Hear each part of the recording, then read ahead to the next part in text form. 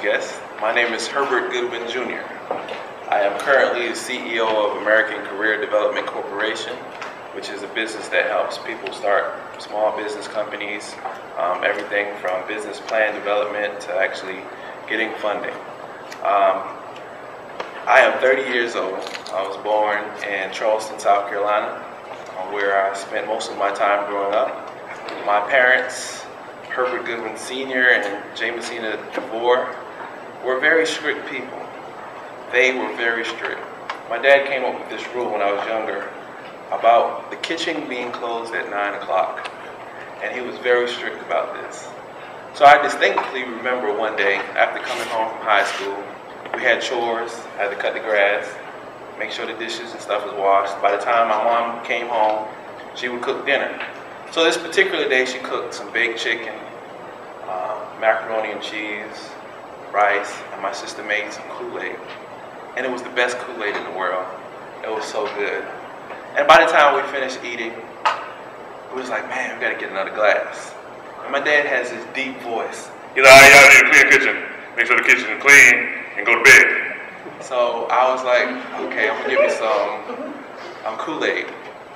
So we washed the dishes, and me and my sister, we were coming up with a plan of how we're gonna get this glass of Kool-Aid. So it was like 8:30. We finished rinsing the dishes, and we put them in the dish holder, and we were just about to get something. He was like, all right, kitchen's closed. He was like, but it's not even. He was, kitchen's closed. I was like, okay. So we go to our rooms, and we're like, man, we could just get one more glass. And we were so happy about it. We was like, wait till he go to sleep, and then I'll go in there and I'll get the picture. So 10:30 came, and we could hear him snoring, and it was just silence, dead silence in the house. So I began to creep. I was like, okay. And I made it, but like by the last step, you just heard, so I just stayed there, and I was like, uh-oh. But I didn't hear anything, and I hear him snoring. So I made it to the refrigerator, and I hold it down, and I gently open it. You can see the light. I'm reaching for the picture, and then I hear, what are you doing? Did I say the camera closed? I was like, oh my God. So I dropped the picture. Kool-Aid is everywhere. I'm scared. He's like, you know what this means, right? I was like, I'm going to get a beating. He's like, no, you're going to go outside, and you're going to stay out there, because I told you not to make any noise. So I was like, okay. And I was trying to blame it on my sister, but she didn't get in trouble, because she wasn't the one that got caught.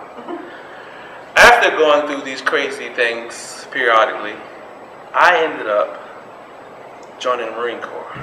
Finished high school, and somehow I decided to join the Marine Corps. I don't know why I made the decision. I did have ROTC, so I was somewhat familiar with United States Marine Corps, JROTC.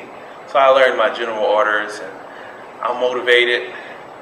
And I'm going to high school in Beaufort. So Parris Island is in Beaufort, but I never really took the time to visit it. You know, I heard stories about how hard it would be, but I never could prepare myself to what I was about to endure. I got on a bus.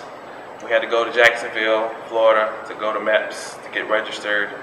People was telling me these horror stories about what they heard drill instructors do, and I was like, oh, I can't be that bad, you know, yeah. And I'm acting like I'm macho and I'm prepared. So I get on the bus.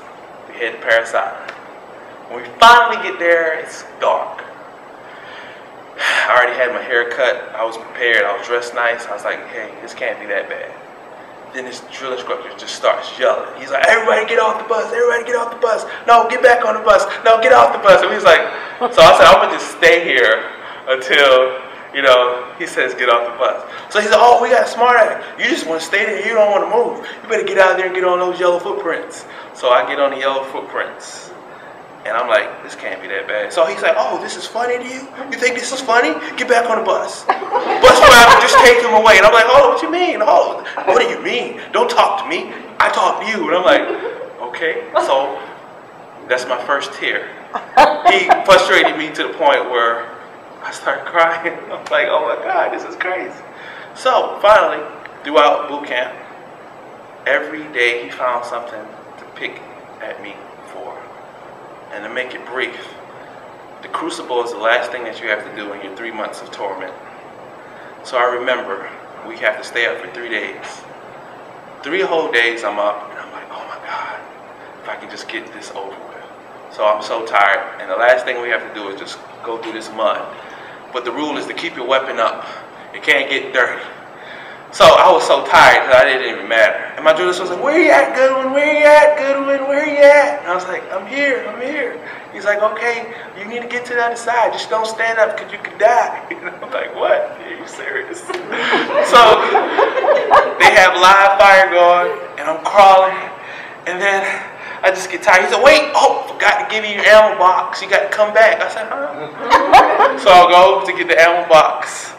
And it's full of cement, so it's super heavy. And I already didn't get to sleep for 3 days. So finally, I just gave him, I just laid there, and the weapon just went in the mud. He's like, oh my God, what are you doing? Oh my God, you're going to be in here all over again. I said, no, I'm not. And I just, so I made it to the end, and then graduation came, and I became a Marine. Madam Toastmaster.